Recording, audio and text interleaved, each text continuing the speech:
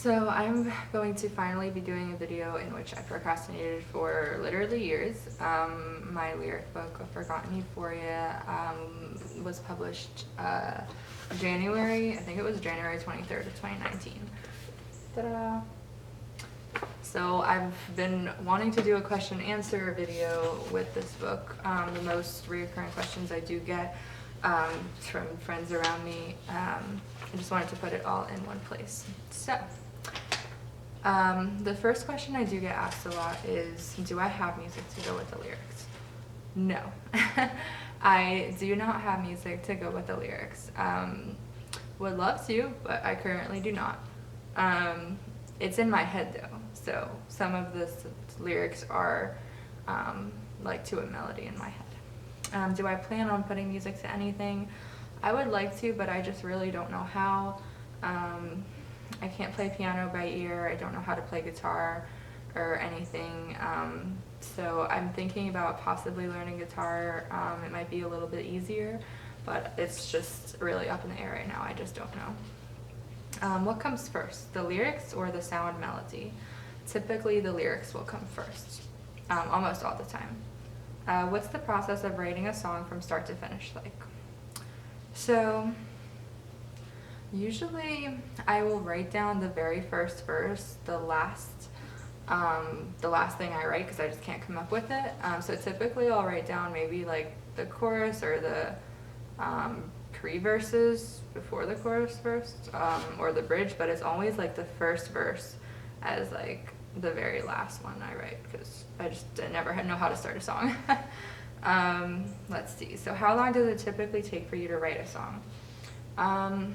I would say most of my songs are written within like a few days. However, there are some songs that are over the span of like a month, like Lumbee Avenue, or a few other ones that would have taken like a month or two, or several. But typically it's within like a few days to 10 days maybe, I'd say. What was your inspiration for writing the songs? So typically, I did mention like musically, lyrically, the inspirations in my book, like bands and stuff like that. However, for as far as like people and experiences that inspire me, it's going to be the same person for this book in particular, because it's a story. Like the whole book is a story from start to finish, so it's the same person, yeah. Let's see, so location-wise, I get really inspired when I go to Lake Eola in Orlando. I haven't like written songs there, but like when I come back and write, like that's what I have in mind a lot, so that's how that works. What are the top 3 bands that most inspired you? Brand New, Tiger's Draw, and Matt Karakees. So some songs were specifically inspired by just one band though. So for example, like my song Wishful Thinking, what is it called? Wishful Thinking Beautiful Goodbyes was inspired solely by the Tiny Moving Parts band. So there's that. What songs were the most painful for you to write? So Lumbee Avenue, Take Me Back to the Ocean, and Moments, I'm pretty sure, I wrote over the span of like a week or at least a few days. It was very painful because I was in a very highly intense emotional state for the Moments song, and it was written actually over a span of like a week, I believe. I just had different writing fragments that I had to write down each day, and then it sort of just came together as one song. So that was cool. Very rare. I don't usually write like that. Let's see. Also, the other ones that were painful were Wishful Thinking But Beautiful Goodbyes, Untitled, Feel for Anything, and A Broken Amity. Did you cry throughout the process of writing these songs? Yes. Not only that, but I also dissociated and slept a lot. Fun fact, sleeping is a form of dissociation. So that happened. I would just write and then I'd just be asleep the next minute without even trying. At what point did you realize it was going to be a book? I don't know when I realized it exactly. I just thought there was a lot of songs here about the same person, so maybe I could do something with this. Do you have a favorite song? Yes. Well, no. But the one that comes to mind is The Flight. That was definitely Tiger's Draw forward, like inspired by. Also, Thank You for Being a Decent Human Being, or Hope in My Bloodstream. Do you have a favorite line or set of lines? Yes, I do. Thanks for asking.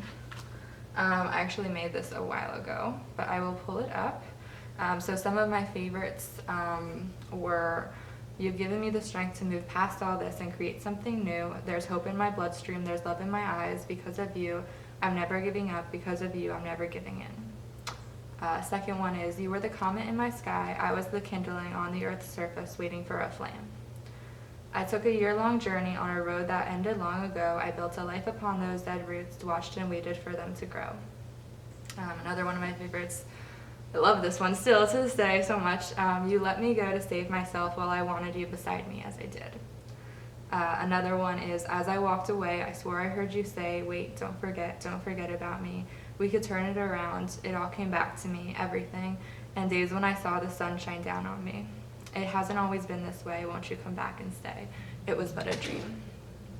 Another one is, I'm drowning in the ocean you once gave me of empty love and honest hearts. And I knew things were never as simple as black and white. You were up on that pedestal I put you on that you weren't worthy of, but we see what we want to see, and last year was but a dream. Another one is, it's a sad truth holding on for something beautiful. It's a sad truth holding on to broken bones. The last two are, I am a memory in the dark, a past held forgotten, words that you never wrote, a light that you couldn't see. Would you meet me again under city lights, and I'll show you the best of me and give you something to believe. So there's that too. All right, moving on. Just a hint of it if no one has read it, but yeah.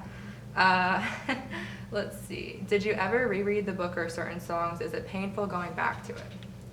I used to more so in the past, but not anymore. Yes, it was painful because at the time I could still relate to it. If you could pick one song from the whole book you could relate to the most right now, which would it be? I would say 16-Year-Old Heart. That's the only one I can still relate to out of all 35 songs, and that's a really good thing. Is there anything you want readers to take away from A Forgotten Euphoria? I hope they see the growth that happens throughout the whole book, first of all, because it is a journey. It was a journey of like year and a half to 2 years that I, sat down with all this and have been going through this.